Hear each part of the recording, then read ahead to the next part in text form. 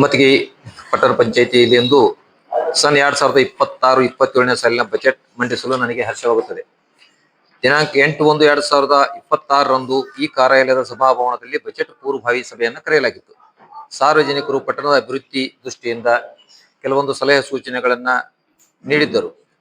ಕಮತಗಿ ಪಟ್ಟಣದ ಮೂಲಭೂತ ಸೌಕರ್ಯಗಳಾದ ಕುಡಿಯುವ ನೀರು, ಸ್ವಚ್ಛತೆ, ಬೀದಿ ದೀಪ, ರಸ್ತೆ, ಚರಂಡಿ, ಶೌಚಾಲಯ, ಉದ್ಯಾನವನಗಳ ಅಭಿವೃದ್ಧಿ ಕಾಮಗಾರಿ, ಕಮತಗಿ ಪಟ್ಟಣದ ಕಾರ್ಯಾಲಯದ ನೂತನ ಕಟ್ಟಡ ನಿರ್ಮಾಣ, ಘನತ್ಯಾಜ್ಯ ವಿಲೇವಾರಿ ಘಟಕದಲ್ಲಿ ಕಸವನ್ನು ವೈಜ್ಞಾನಿಕವಾಗಿ ವಿಲೇವಾರಿ ಮಾಡಲು ಯಂತ್ರೋಪಕರಣಗಳ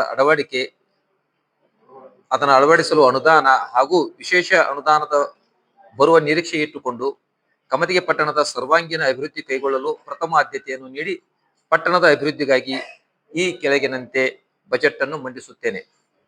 ಒಟ್ಟು ಬರತಕ್ಕ ಆದಾಯಗಳು 17,91,08,950. ಒಟ್ಟು ಅಂದಾಜು ಖರ್ಚು 17,86,58,950. ಒಟ್ಟು ಅಂದಾಜು ಉಳಿತಾಯ 4,50,000 ಆಗುತ್ತೆ ಅನ್ನೋ ಒಂದು ಆಶಾಭಾವನೆಯೊಂದಿಗೆ ಇವತ್ತು ಬಜೆಟ್ ಅನ್ನು ಮಂಡಿಸಲಾಗಿದೆ.